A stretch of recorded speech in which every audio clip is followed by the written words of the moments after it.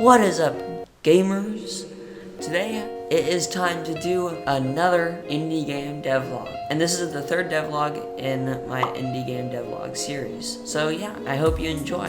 But just before this video starts, I just wanted to say something real quickly. When I was posting my second video, I only had one main fear, and that was that it was going to do worse than the first video. And as you can see from these analytics, my fear did come true. So I hope that on this video, we can beat both the second and the first in views and also likes. So yeah, with that being said, let's get into the video.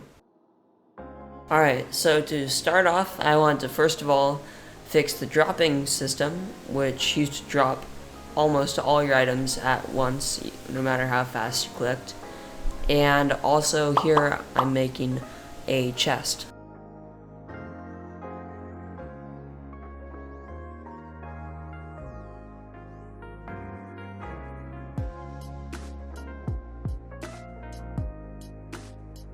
Alright guys, so I just built the executable with the chest thing, and yeah, let's get into it. So if we open up the tutorial level, you can see that there is now a chest over here. And eventually I'm going to do some more smooth art and stuff when the chest opens, but for now there's no like rays popping out of it or anything like that. But also, if you didn't notice it, this gun right there, so it's kind of bobbing a little bit, but if I go near this chest, I don't need to press E or anything.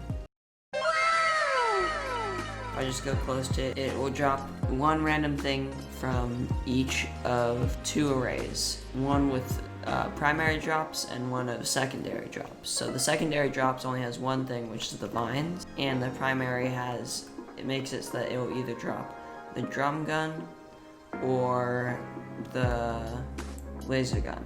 So that's about all the progress I've made so far. Next, I'm planning on making a bat enemy that will hang upside down on the ceiling until it sees you and then go after you. To make it look for the player, I was going to make it ray cast a line straight to the player, and then if it could see the player and there's nothing in the way, it would get off the ceiling and go follow the player. Then I made a line render that would follow the raycast just so that I could show you guys what was actually going on. And here is the results. As you can see, it's perfect.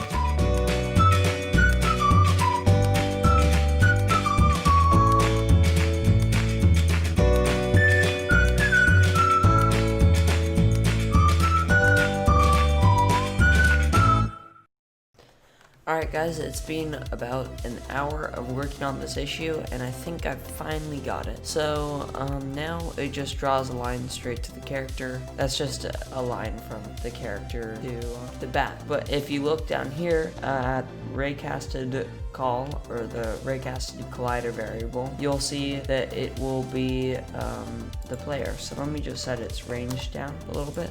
So now if I come into range, it'll be the player, and if I go out of range, nothing. But also, if it has a lot of range, then it'll start to see the other colliders. So this means that I can get a clear feel of what the bat is seeing. So basically its code will look if the player is first in range and if there's nothing blocking its view to player, and then from there I'll probably set it so that it will go after the player because it's seen it. Now I might code something eventually where if the player goes out of sight, the bat will just float to where the player was last and then look again. But this is it for now. I'm gonna go to bed and I'll see you guys in the morning. Alright guys, it's been about a day since my last recording, and I've just been spending today working on setting up controller compatibility. Yeah, as you can see, when I use the joystick, I can control the cursor, but then also when I switch and I move my mouse, it'll move the in-game cursor to where my mouse is. So that's pretty awesome. And then also I can shoot, aim, jump, reload, and all that stuff. So yeah, I'm really excited. This is a pretty awesome step. And yeah, I just needed a break from coding bats. But I'm going to get back to coding bats, and I'll see you guys in about an hour. So during this time lapse, I just want to apologize for releasing this video pretty late. I was trying to get it out within 3 weeks of the last one, but then it just got pushed out to be more like 5 weeks, I think. And this was mainly because, first of all, I had school starting and I just started high school, and it's so much homework, way more homework than middle school, and it's really annoying. So that's been taking up most of my time. And also this past week, I've been coding a game in 5 days for my friend's birthday, and I'll be making a video on that very soon.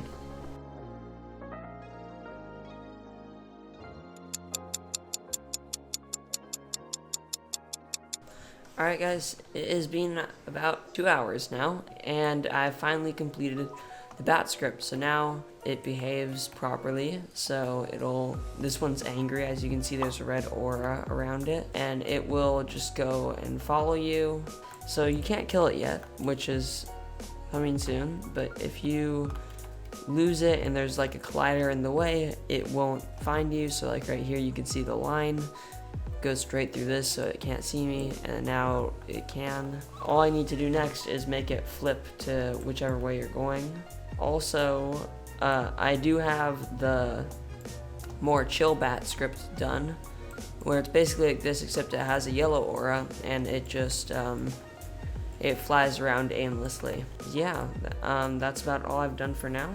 I think I'm gonna go polish up the bat, make it flip to whichever side it's moving, and also I need to add a new thing to the game, which will shift the camera bounds. So right now the camera's bound so that it can't move past here or up too far. So I need to make a thing where if you touch it, it'll switch, and it'll make it so that you can see when the player goes up here, and it'll shift the bounds. And there will be a few throughout this level, so that I can like only have the player see this much, because it's going to be somewhat compact. After the camera thing, I think I'm going to make some quick ground. I'm going to make some ground over here so that you can keep on walking this way instead of just falling off like that. Yeah, after that, I think I'm going to conclude the video. So I'm going to go do a quick time lapse of making the camera bounds thing, and I'll see you guys in a little while. Alright guys, so here is the game with the camera script working. So as you can see, there are 2 main zones with these little green squares are the colliders. And when the character is in one of these 2 zones, it will set the camera restraints appropriately. Now when I'm in the game, if I go right here, you can see the camera stops following me. It stops going up right about there. So that's the Y restraint for now. But then as soon as we get over here and we go into the new zone, the Y restraints go higher, and now the camera is able to move up and actually show the top. So that's pretty cool. And yeah, it's about 11 o'clock at night right now, so I'm gonna go to bed, and I will see you guys in the morning.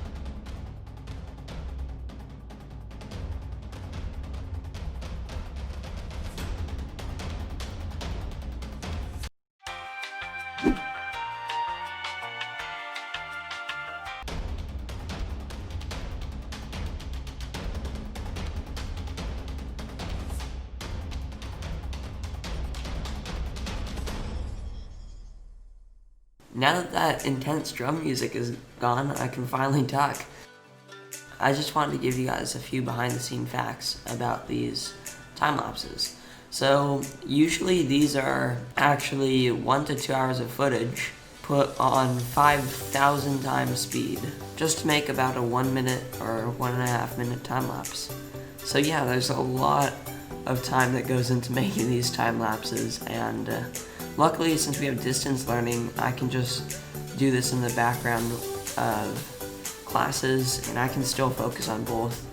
Actually, this clip was spliced a bunch because I stopped working on it a few times to go back to class. Alright guys, I just finished with doing this ground piece and putting it all into the game. Yeah, let me just play it and show you guys. Alright, so first of all, there is this rock over here.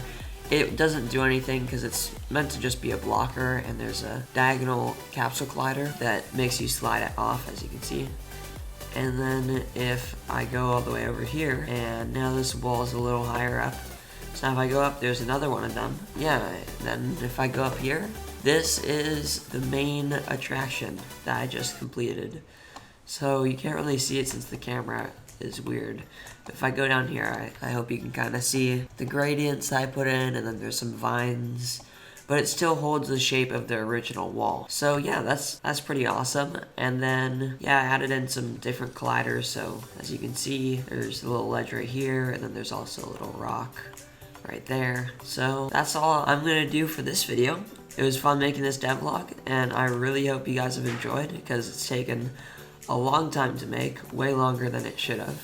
And I will see you guys in the next one. See you later.